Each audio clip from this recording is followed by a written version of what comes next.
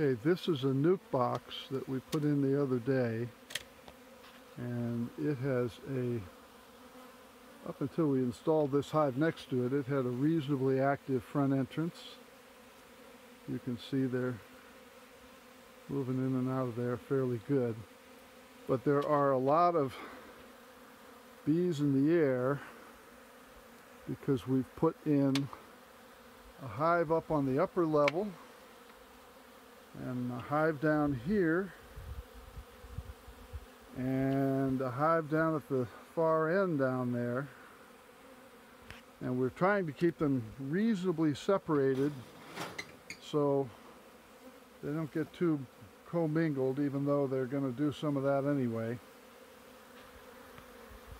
And what we've done is dump most of the bees into the box, and then we put the empty box in close proximity to the entrance.